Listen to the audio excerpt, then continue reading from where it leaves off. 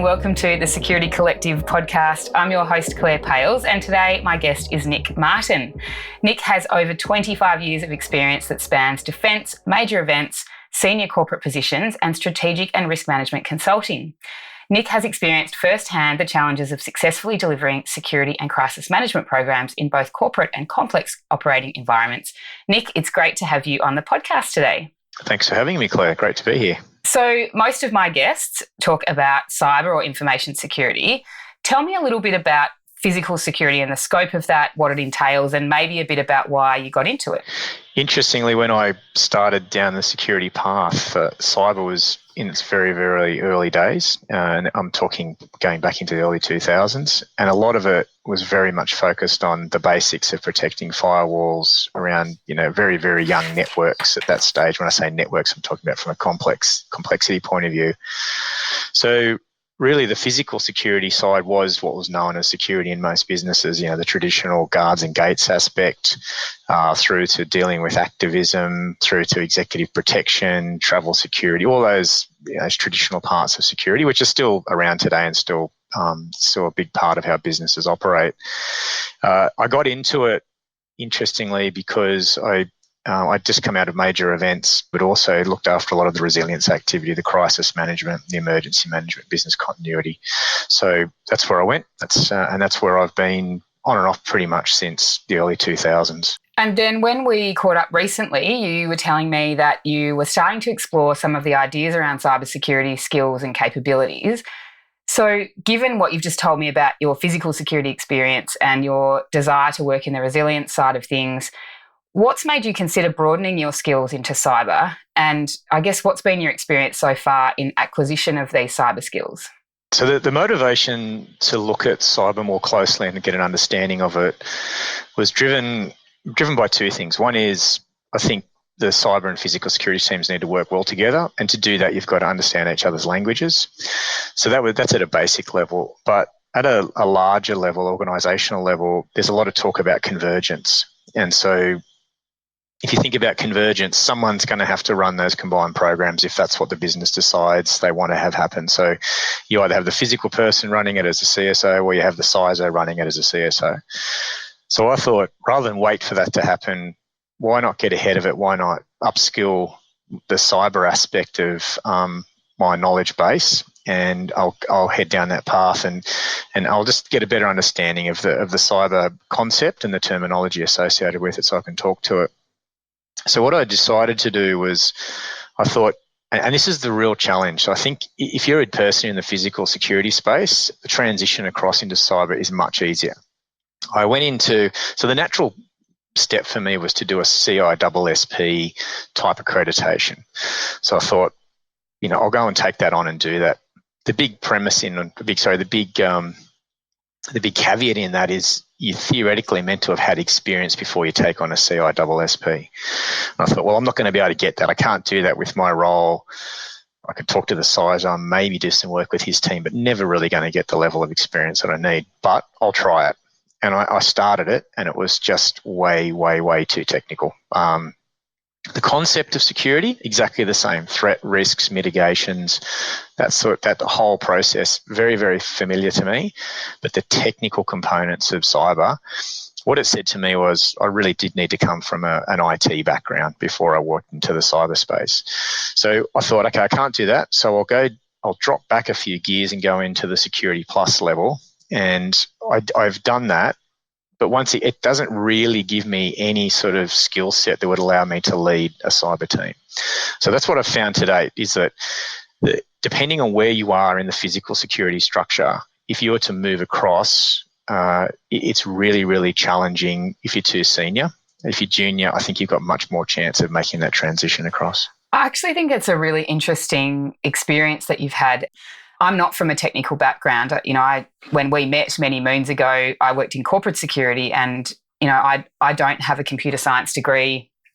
I don't have a CISP. I've read the CISP book, but I've never actually sat the exam. And I tend to sort of live by the rule that I surround myself with technical people who complement my skills. Do you feel like your skills as a leader in physical security are transferable to being a leader in cyber, or as a CISO? Or do you feel like without that technical knowledge that you've experienced in trying to upskill, you can't lead a cyber team? So when I was at AGL, I was the head of security, and about 2 years ago, they came and saw me and said, can you take on the property portfolio? Now, I've got no background I've dealt with property in major events and consulting and bits and pieces like that, but I've never actually been responsible for property. And when I talk about property, it's multifaceted. So there's the real estate piece, which is where you do the commercial leasing deals. There's the facilities management, which is keeping the buildings running and operating. There's the employee services, which is the concierges.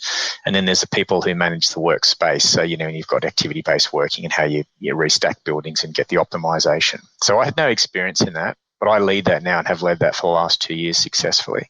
So I guess to answer your question, Claire, do I feel like I could lead a cyber team without the cyber knowledge? Absolutely, because management is management. Like giving teams direction, giving them the support and guidance to be successful, making sure you're constantly looking at where your team's going, how they're performing, are they relevant to the business? All those concepts, they apply to any team you lead. So I think the challenge for me is I think I could lead a team. I'd need someone senior to me to have the confidence that I could actually combine both those programs and run them and look at it from a management point of view. And to your point, making sure that my management team had the right technical capability to deliver those various elements. Yeah, I think you have to have a technical literacy about you to understand what your team are telling you, because while you say management is management, risk is risk. And, as you said, you dived into CISSP and you saw that, all the principles remain the same. It's just that, the risk, I guess, the foundations of the risk are coming from a slightly different place. And, traditionally, these roles have been kept quite separate, physical and information security. But you spoke earlier about convergence. That's really something that's coming together in the business side now as well. Just about every physical device you can think of is now having the ability to connect to the internet. It's got a degree of IT embedded in it. What's your view if, as an organisation, should we bring this together? Like, they added property to your portfolio. Could you move into an organisation where you had physical property and cyber? Do you think that with the way the world is going with, IoT, as we call it, that this is where the leadership is going? I've been thinking about this a bit, Claire, because I chair the Forum of Australasian Security Executives, which has the heads of security from most of Australia's large organisations in it. And we do talk about this a bit. And interestingly, across that group, we have people who have that genuine CSO role where they're looking after security end to end. We have other people that have just a physical security piece and hardly any team, or we have other people that are actually part of they report to a CSO who was previously the CISO. So there's all these different models that we're seeing in our team, and we've got a very good relationship with CISO Lens and James Turner because some of our members are also members of that forum. So you're starting to see it, whether it's within organisations, whether it's in peer groups like we've got with FASE, or whether it's cross different peer groups, CISO Lens and FASE, you're starting to see it come together. I've sort of started to formulate my own theory around this, and once again, this is Nic Martin's theory, not nothing attached to my role or the organisation I work for. I actually think we're going to have to move to a point of chief resilience officer, and where I go with this is that the physical security risks, the cyber risks, they're just essentially vectors coming in and impacting the business, and they're just things we have to deal with. So, and you're going to get that from different areas. You're going to get that through the fraud channel. You're going to get that through IT disaster recovery channels. You're going to get all these different channels will come in, and how you manage that and the resilience of your business and how it responds to that, I think, is a role in a business. I think that's where we're going to evolve to. And I've left out privacy, which I think is horrendously underdone, as far as an awareness point of view. So how do you, the privacy role is huge, but it doesn't seem to get the same amount of airtime. So what I would say is if someone said to me, come in and design your whole program for a large Australian business, I'd probably look at it in three elements. I'd say, how are we detecting threat and risk? So what's our process? What does that mean for the business? How are we delivering against that day to day? So what's your day-to-day operations to maintain, to allow the business to perform its function? And that's once again a big thing for me is we need to enable the business to do its job, not block it. So how are we doing that day to day? And then finally, if we don't do a good job at identifying the threats and risks, doing it day to day, how we're responding. So that's a whole range of other things. That's crisis, emergency management, business continuity planning, ITDR, all that stuff. So that's my perfect model. It runs across those three elements, and it brings in anyone that has a role to play in that to make sure that the business is protected and supported in the event of some sort of disruption. It's funny you using the term enable, because I wrote a blog about security being an enabler and how that seems to have become this term that CISOs are using, or that, we're trying to say, we're here to help the business achieve something. And I think that in many ways, security can get, as you said, can become the blocker where we're actually enabling or influencing people to go around us. And so, trying to have the right culture and mindset around that stuff as well, and encouraging people to come to security and showing the business that we're there to support them as opposed to slow them down or, kind of get in their way. And that's not always the brand, I suppose, or the image that the cybersecurity team has got. And from your perspective, is there a difference with physical security? Is physical security seen as an enabler? Is it seen as something that helps the business to achieve? What do you see as the most significant similarities and differences? I think running a physical security program in some ways is quite a lot easier than running a cyber security program, and I'll explain why. In the physical side, you're dealing with people, and you're dealing with their well-being, so they can really relate to that. On the cyber side, they can't see or touch anything. So you could tell them that we had this many penetration tests yesterday, and they're like, but if we had 10 protesters out the front, you know what, at least I can see, understand, touch, and get a visible outcome of some of the work that I do. On the cyber side, it's almost like if you think about Lord of the Rings, Helm's Deep, you've got all these people massed on this great big wall, and you've got all the orcs laid out in front of you, and they're just trying to get over the wall. So I can see that, do something about it, experience it. But if that's in a cyber sense, that's invisible. And day after day, you've just got this stuff pouring into your business, and you're trying to keep it out and keep it out. But try and tell people that. They say, I don't know. I can't touch it. I can't feel it. I can't see it. So I think where I'm going with this is, on the physical side, I think it's much easier to have a human impact on the business and show them how you're supporting them and helping them achieve what they need to achieve than it is on a cyber side. Because all they see, to your point, is there's another restriction being put in place, or there's another thing I can't do. And I'll give you an example, taking away USB ports. Now, at a theoretical level, we understand why we do it. But for most people, they don't. Yeah. And that's just cyber being annoying again. So whereas with us, the security access pass, which is our way of stopping people coming in and out and taking things, that's an ingrained way of working. People know that we're doing that because we don't want people coming into our building that we don't know who shouldn't be there. And so that's I think is the benefit of running a physical program. And then conversely, one of the challenges of running a cyber program, you just can't see, touch, feel what they're doing day to day, and you don't really get a good sense of how it's impacting your working life. It's interesting you say that, because I think that's, and this is probably a podcast for another day, but I think that's where sometimes boards and the executive fall short as well in their understanding of cyber, because it's not so tangible. And, the road between a cyber incident and somebody's safety is much longer than, as you say, somebody ghosting someone in through a door, and then you've got sort of a person who's in your organisation that shouldn't be there. And it's the same on a building site. A foreman would never let a construction worker come on without a hard hat, because we just know that it's a tangible physical risk. And yet with cyber, it's virtual. It's so much more difficult to quantify and to sort of wrap your head around.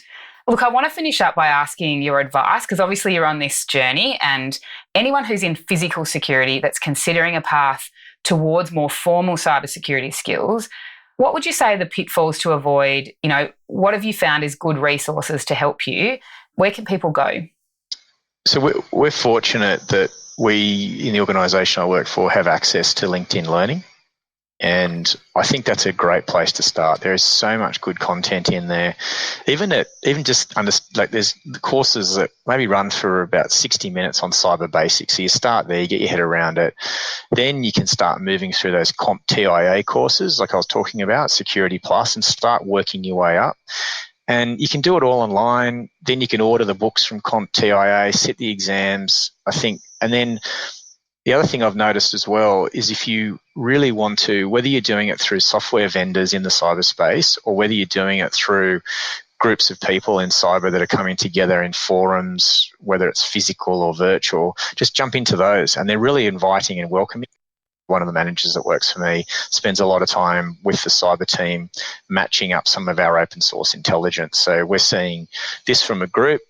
What are you seeing? And building those relationships in that way. So I think it's not one thing, Claire. I think it's like a lot of these things. It's a multitude. There's the formal education, slowly building that, getting the understanding and the confidence from the technical aspects of the content.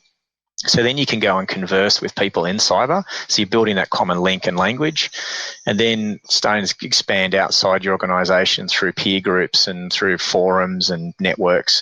And then I think just a whole aggregation of that will help you make that jump across if you need to.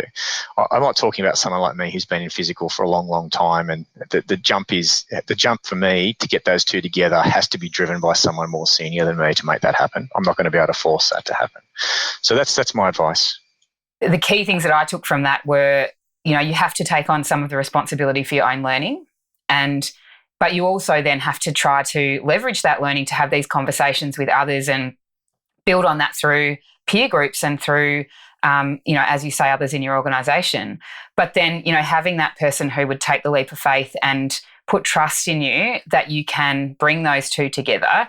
It's all about having a great boss, and we've had this on the podcast before. Have a great boss, build relationships, and be invested in your own professional development. I mean, that they are the principles remain the same, I think, for moving laterally or up in your career in security.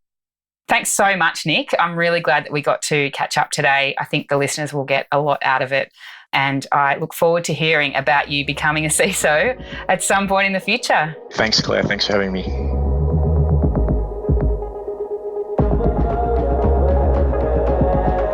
Thanks so much for joining me today. If you want more information on any of our guests, head to thesecuritycollective.com/podcast. This podcast is produced by East Coast Studio.